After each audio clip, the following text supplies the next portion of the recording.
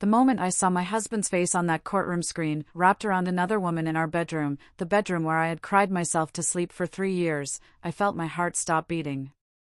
Not metaphorically.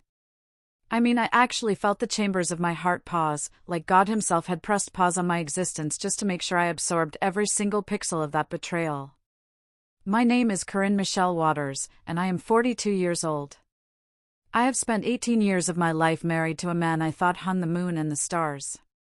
I have raised his children, buried his mother, supported his dreams, and somewhere along the way, I lost myself so completely that when I looked in the mirror, I couldn't recognize the woman staring back at me. But I'm getting ahead of myself. Let me take you back to the beginning, not the beginning of my marriage, but the beginning of the end. It was a humid Thursday evening in August, the kind of Atlanta heat that wraps around your body like a wet blanket and refuses to let go.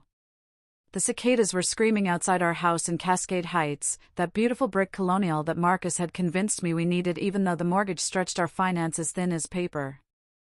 I remember standing at the kitchen sink, washing collard greens for Sunday's dinner even though it was only Thursday, because that's what I did. I prepared. I planned. I made sure everything was perfect for a man who never noticed. Marcus came home late that night. He'd been coming home late for 7 months, but I had trained myself not to ask questions. Asking questions led to arguments.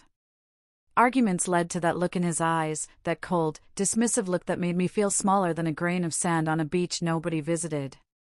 "You still up?" he asked, his voice carrying the slight slur of bourbon. "Just finishing up," I said, keeping my eyes on the greens. "There's a plate in the microwave." He walked past me without a word. Didn't kiss my cheek. Didn't ask about my day. Didn't mention that our daughter Zoe had called from Spelman with exciting news about her internship. He just walked past me like I was furniture. Like I was a lamp or a coat rack or something equally forgettable. I didn't cry that night. I had run out of tears somewhere around year 15. What I didn't know, what I couldn't have known, was that in exactly 37 days, I would be sitting in a courtroom, and my entire world would explode into a million pieces that I would have to learn to reassemble into something new. To understand where I ended up, you need to understand where I came from. I grew up in the West End, back when it was rough around the edges and full of promise at the same time. My mama, Dolores Price, worked 2 jobs, days at the Grady Memorial Hospital cafeteria and nights cleaning offices downtown. My daddy left when I was 6, chasing some dream he never caught and leaving my mama to raise 3 girls on prayer and determination. We didn't have much, but mama made sure we had values. "Corinne," she used to say, smoothing down my braids before church on Sunday, "you remember that you are fearfully and wonderfully made. Don't you ever let no man make you feel less than what God created you to be." I wish I had held on to those words tighter. I met Marcus Dwayne Waters at a cookout in Piedmont Park this summer after I graduated from Georgia State. He was everything I thought I wanted: tall, dark-skinned with a smile that could light up a room, ambitious, and charming in that way that Southern men have perfected over generations. He was working his way up at a marketing firm downtown, and when he looked at me, I felt seen for the first time in my life. We dated for 2 years before he proposed. The wedding was beautiful, held at Big Bethel AME, where my grandmother had been a member for 60 years. I walked down that aisle in my mama's altered wedding dress, believing with every fiber of my being that I was stepping into my happily ever after.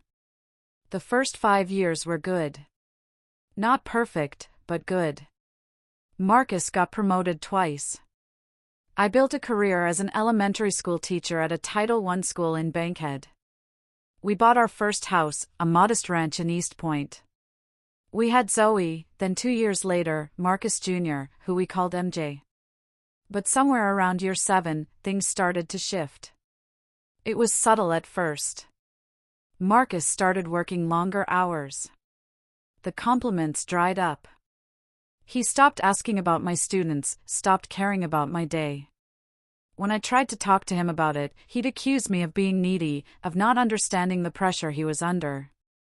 "I'm out here grinding for this family," he'd say, his jaw tight with irritation, "and all you want to do is talk about feelings? Grow up, Corinne." So I stopped talking about feelings. I swallowed them down like bitter medicine and convinced myself that this was just what marriage was, a series of compromises that gradually eroded the person you used to be. By year 10, I had become an expert at disappearing. I could make myself so small, so unobtrusive, that days would pass without Marcus even acknowledging my existence unless he needed something, a clean shirt, a signed permission slip, confirmation that his dry cleaning had been picked up. My sister Patrice tried to warn me. We were sitting on her porch in College Park one evening, watching her kids chase fireflies in the yard, when she turned to me with worry etched across her face. "Corey, when's the last time that man made you laugh? Real laugh, not that fake thing you do to keep the peace." I couldn't answer her. I couldn't remember. "That ain't love, baby sister," Patrice said, her voice soft but firm. "That's survival. And you deserve more than just surviving." But I wasn't ready to hear it. I told myself that Patrice didn't understand. Her marriage had fallen apart years ago, and I was determined not to become another statistic. I would make this work. I would love Marcus harder, be better, try more. I didn't realize then that I was trying to fill an ocean with a teaspoon. The first real sign that something was deeply wrong came on a Wednesday afternoon in March. I had left school early, a rarity, because I'd had a migraine that made my vision blur. All I wanted was to lie down in my dark bedroom and let the pain fade. But when I pulled into the driveway at 2:47 p.m., I noticed something strange. Marcus's car was there. He never came home before 7. Never. I sat in my car for a full minute, my heart pounding against my ribs. Maybe he's sick, I told myself. Maybe there's a logical explanation. I walked into the house quietly, my keys clutched in my hand. The living room was empty. The kitchen was empty. But I could hear something, faint sounds coming from upstairs. My feet carried me up those stairs like they were moving through molasses. Each step felt like a mile. And when I reached the top, when I turned toward our bedroom, I saw that the door was slightly open. I pushed it. What I saw in that room, my husband, my partner of 18 years, tangled in our sheets with a woman I didn't recognize, it didn't register at first. My brain couldn't process it. It was like looking at a foreign language, something that made no sense. Marcus looked up. Our eyes met. And in that moment, I saw it, no guilt, no shame, just annoyance. Like I had interrupted something important. Like I was the intruder in my own home. "Corinne," he started. But I was already gone. I turned and walked down those stairs, got in my car, and drove. I drove until I found myself in the parking lot of our church, sobbing so hard I couldn't breathe. I should have left him that day. Any woman with self-respect would have. But I didn't. And here's the shameful truth that I've had to come to terms with: I stayed because I was afraid. Afraid of being alone. Afraid of what people would say. Afraid of admitting that my entire life had been a beautiful lie. Marcus came home that night with flowers and tears and promises. He swore it was a one-time mistake. He begged me to forgive him. He said he would go to counseling, that he would change, that he would spend the rest of his life making it up to me. And God help me, I believed him. Or maybe I just wanted to believe him. Maybe I needed to believe him because the alternative was too terrifying to face. For 3 months, things were better. Marcus came home on time. He complimented my cooking. He remembered our anniversary. I started to think that maybe, just maybe, we could rebuild. But then the late nights started again. The phone calls he'd take in the other room. The hushed conversations that ended abruptly when I walked in. And I realized with a sinking certainty that nothing had changed. Marcus hadn't changed. He had just gotten better at hiding. I was trapped in a marriage with a man who didn't love me, and I had no idea how to escape. Zoe came home from Spelman for spring break, and the moment she walked through the door, I felt something shift in the air. My daughter had always been perceptive, too perceptive, really. Even as a little girl, she could read a room like a book. She knew when I had been crying, even when I covered it with makeup. She knew when her father and I had been fighting, even when we smiled through dinner. We were sitting in the kitchen on her second day home, shelling peas like we used to do when she was small. The afternoon light filtered through the window, casting soft shadows across the counter. For a moment, it felt like old times. "Mama," Zoe said quietly, not looking up from her work, "are you happy?" The question hit me like a physical blow. My hands stilled over the colander. "What kind of question is that, baby?" "A real one." She looked up, and I saw something in her eyes that broke me, a mixture of concern and resignation that no 20-year-old should carry. "I see how Daddy talks to you. I see how small you make yourself when he's around. I've been seeing it my whole life." "Zoe. I'm not judging you, Mama. I just need to know. Are you happy?" The truth sat in my throat like a stone. I wanted to lie. I wanted to protect her from the mess of my marriage, from the reality that her parents' relationship was built on sand. But I looked into my daughter's eyes, those beautiful brown eyes that had looked up at me with trust since the day she was born, and I couldn't do it. "No," I whispered. "No, baby, I'm not happy." Zoe set down her peas and reached across the counter to take my hands. "Then why do you stay?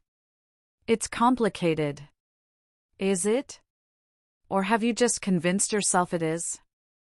That night, after everyone was asleep, I sat in the darkness of my living room and cried. Not the quiet tears I had perfected over the years, but deep, body-shaking sobs that came from somewhere primal. I cried for the woman I used to be. I cried for the years I had lost. I cried for my daughter, who had spent her childhood watching her mother disappear piece by piece. And somewhere in that darkness, something changed. A tiny flame of anger sparked to life in my chest, anger at Marcus, yes, but more than that, anger at myself.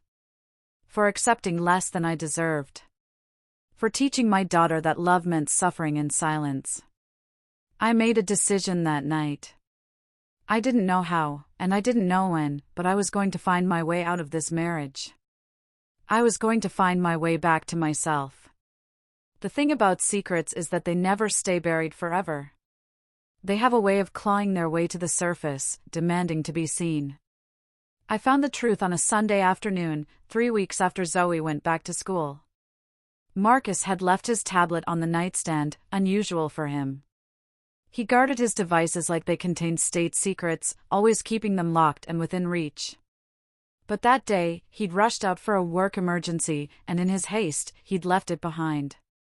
I stared at that tablet for 20 minutes before I touched it. Part of me didn't want to know. Part of me knew that once I opened that door, there would be no closing it. But I thought about Zoe's question. I thought about my mother's words. I thought about the woman I used to be, the woman who had dreams and ambitions and believed she deserved to be loved well. I picked up the tablet and entered our anniversary date, the password Marcus used for everything because he couldn't be bothered to remember anything else. What I found in that tablet destroyed the last remaining pieces of my denial. Emails. Hundreds of them. Going back not months, but years. Marcus hadn't had an affair. He had been living a double life. Her name was Keisha, and she lived in a condo in Buckhead, a condo that Marcus had been paying for with money from an account I never knew existed. There were photos of them together at restaurants I'd never been to, vacations I thought he'd taken for work, holidays I'd spent alone while he was supposedly at conferences. But that wasn't the worst of it. In one email chain, I found messages about a child. A 3-year-old boy named Jaden. Marcus's son. My husband had another child, a whole other family, and I had been kept in the dark like a fool. I read those emails until my eyes burned and my hands shook. And then I did something I never thought I'd do. I forwarded everything to myself. Every email. Every photo. Every bank statement. Every lie. And then I did something else. I called my sister Patrice. "I need a lawyer," I said, my voice steady for the first time in years. The best one you know. The next 6 weeks were a masterclass in deception, except this time, I was the one doing the deceiving. I smiled at Marcus over breakfast. I asked about his day. I played the role of the dutiful wife I had been performing for 18 years. But underneath that mask, I was building a case that would bring his carefully constructed world crashing down.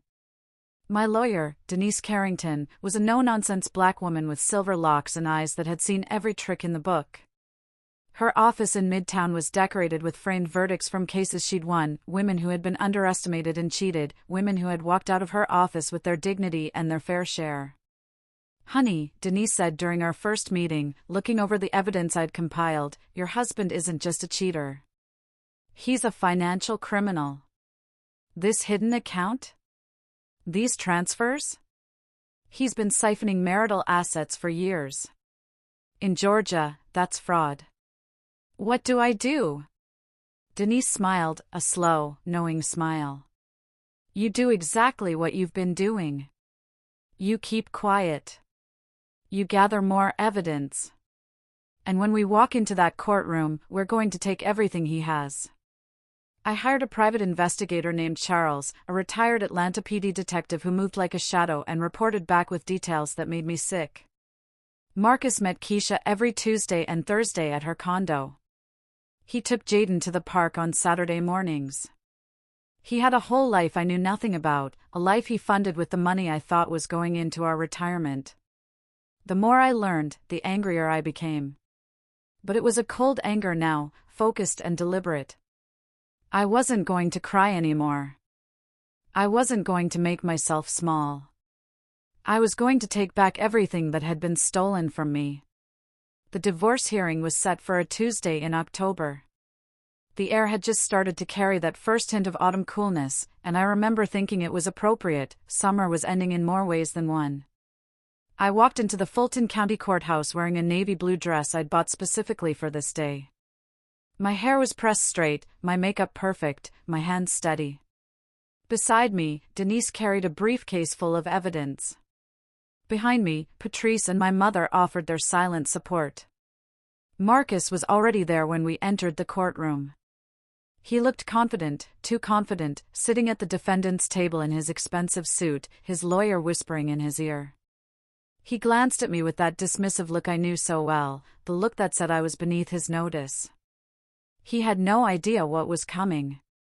The hearing began with standard proceedings, asset declarations, custody discussions for MJ, who at 16 had chosen to stay with me. Marcus's lawyer painted him as a devoted father and provider, a man blindsided by his wife's sudden desire for divorce. And then it was Denise's turn. "Your Honor," she said, standing with the confidence of a woman who knew she held the winning hand, "I'd like to present evidence of marital fraud and financial misconduct by Mr. Waters." Marcus's lawyer objected. The judge overruled. And Denise pressed a button on her laptop. The courtroom screen flickered to life. The first image was the bank statements, the hidden account Marcus had maintained for 7 years, funneling over $400,000 of marital assets into a separate life. The second image was a photo, Marcus and Keisha on a beach in Jamaica, her head on his shoulder, a diamond ring glinting on her finger. The third image, the one that made the entire courtroom gasp, was a birth certificate. Jaden Marcus Waters. Father, Marcus Dwayne Waters. I watched my husband's face as his secrets were exposed to the world. I watched the color drain from his cheeks, the confidence crumble, the carefully constructed facade shatter into pieces. "Your Honor," Denise continued, her voice calm but cutting, "Mr. Waters has not only violated his marriage vows. He has systematically defrauded my client for nearly a decade, diverting marital assets to fund a secret family while his wife and legitimate children went without. We are seeking full equitable distribution, plus damages for financial fraud." Marcus turned to look at me then, really look at me, maybe for the first time in years. I saw fury in his eyes, but underneath that, I saw fear. He had never expected me to fight back. He had never expected the quiet, compliant wife he'd created to rise up and demand justice. I held his gaze without flinching. And in that moment, I felt something I hadn't felt in 18 years. power. But the evidence wasn't the most devastating part of that hearing. The most devastating part came when Denise called an unexpected witness. "Your Honor, I'd like to call Marcus Waters Jr. to the stand." My heart stopped. MJ? My son? I turned to look at the back of the courtroom, where my 16-year-old son was standing up, his face set with determination. I hadn't known he was going to testify. I hadn't wanted him involved in this ugliness. But as MJ walked to the witness stand, as he raised his right hand and swore to tell the truth, I realized that this was his choice. His way of standing up for his mother. "MJ," Denise said gently, "can you tell the court what you witnessed on the evening of June 14th of this year?" MJ's jaw tightened. He looked at his father, a long, heavy look, and then he turned to the judge. "I came home early from basketball practice that day. My dad didn't know I was there. I heard him in his office, on the phone. He was talking to someone, a woman. He called her baby. He said..." MJ's voice wavered, but he pressed on. "He said he couldn't wait to see her and their son. He said they were his real family." A murmur rippled through the courtroom. Marcus's face had gone from pale to gray. "He said that about us, Your Honor," MJ continued, his voice growing stronger. "His real family. Like my mom and me and my sister, like we were nothing. Like we were just a cover story." My son looked at me then, and I saw tears in his eyes. "I'm sorry, Mama. I should have told you sooner. I didn't know how. I wanted to run to him. I wanted to hold him and tell him it wasn't his fault, that none of this was his fault. But I had to stay seated. I had to watch as my boy, my beautiful, brave boy, exposed his father's cruelty for the whole world to see." Marcus's lawyer tried to object, tried to discredit MJ's testimony, but the damage was done. The judge's face had hardened into a mask of contempt that I knew didn't bode well for Marcus. When the hearing recessed, I found MJ in the hallway. I pulled him into my arms and held him tight, feeling his shoulders shake with silent sobs. "I'm so proud of you," I whispered. "So proud." "He doesn't deserve you, Mama," MJ said into my shoulder. "He never did." The final hearing was held 2 weeks later. I sat in that same courtroom, wearing the same navy dress, but everything was different. I was different. The judge, an older black woman named Patricia Henderson who had clearly seen every variation of human disappointment, delivered her verdict with precision. "Mr. Waters," she said, her voice carrying the weight of absolute authority, "in 30 years on the bench, I have rarely seen such a calculated and callous disregard for marital trust. You systematically deceived your wife, diverted marital assets, and conducted a parallel life while she remained faithful to vows you never intended to honor." She turned to me, and her expression softened slightly. "Mrs. Waters, you have shown remarkable courage in bringing this matter forward. The court finds in your favor on all counts." The verdict was everything Denise had promised and more. I was awarded 70% of our marital assets, including the house in Cascade Heights, which I would later sell for a fresh start. Marcus was ordered to pay restitution for the diverted funds, plus alimony for a period of 10 years. His hidden accounts were seized. His carefully constructed empire of lies had crumbled to dust. But more than the financial victory, it was the acknowledgement that mattered.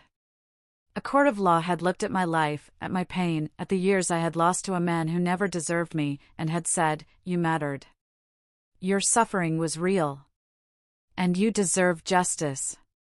As the judge dismissed the court, I stood on shaky legs.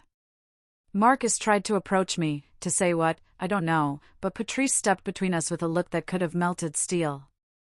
"You need to walk away," my sister said quietly. "You've done enough." And for once in his life, Marcus listened. 6 months later, I stood on the porch of a small craftsman house in the Old Fourth Ward, my house, bought with the settlement money, decorated exactly the way I wanted, filled with colors Marcus had never allowed. The dogwood trees were blooming along the street, painting everything in soft pink and white. I could hear music drifting from the bar down the block, could smell barbecue from the restaurant on the corner.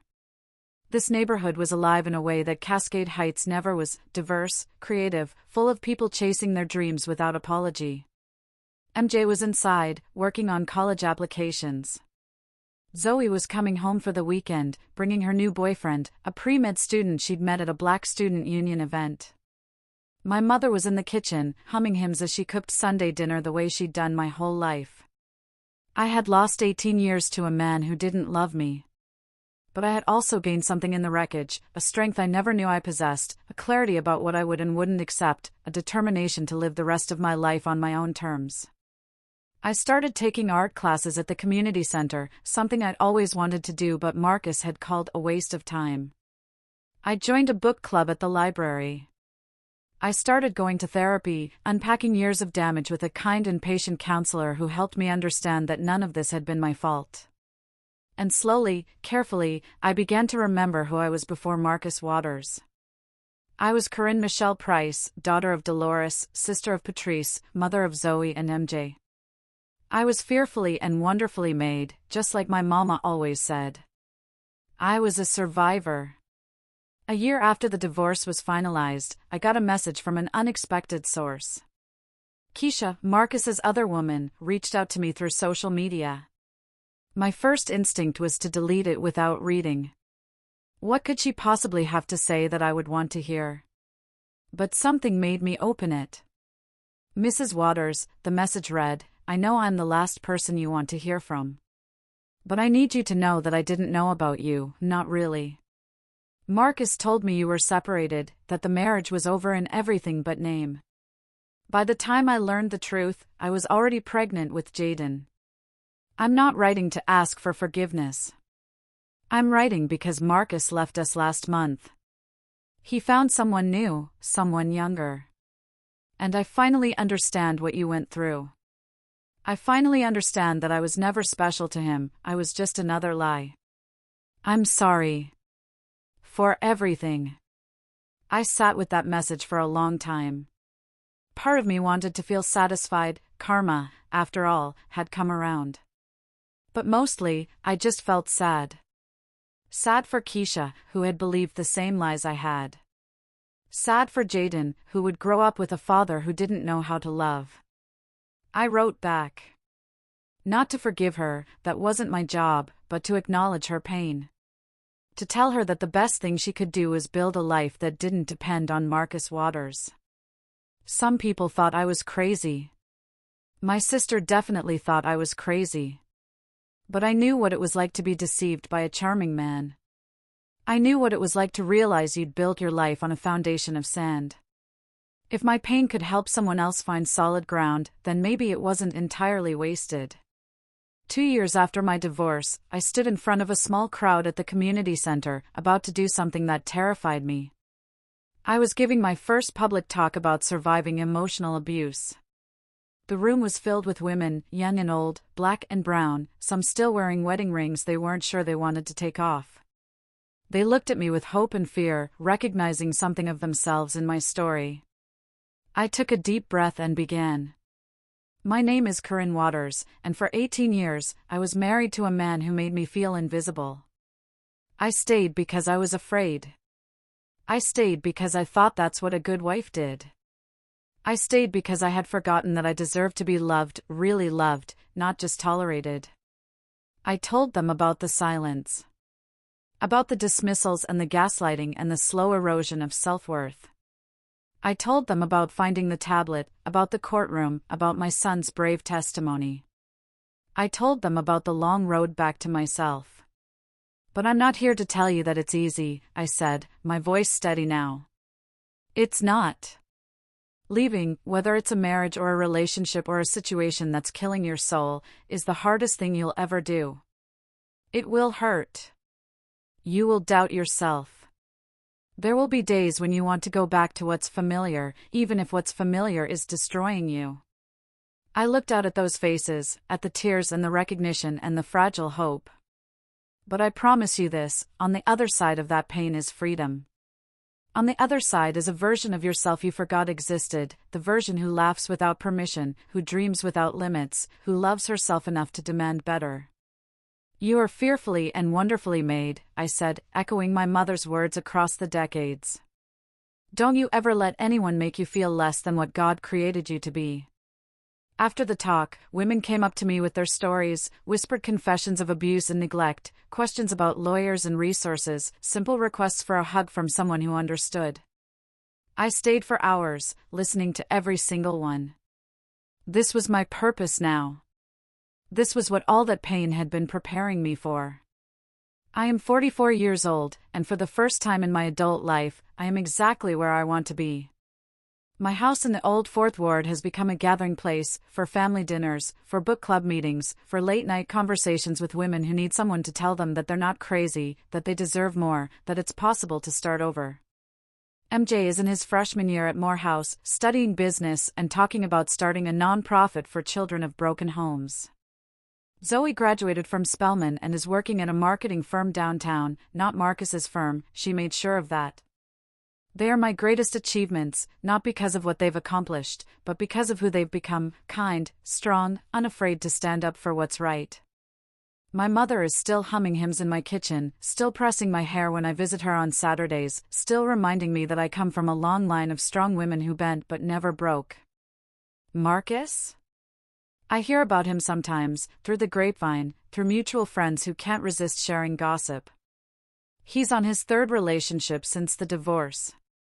Still lying. Still charming. Still empty. I don't hate him anymore. Hate requires energy, and I've decided to spend my energy on things that matter. Instead, I feel something that might be gratitude. Because if Marcus had been a better husband, I might have stayed in that gilded cage forever. If he hadn't betrayed me so completely, I might never have found the courage to leave. His cruelty was the fire that forged me into something stronger. Some mornings, I sit on my porch with a cup of coffee and watch the sun rise over Atlanta.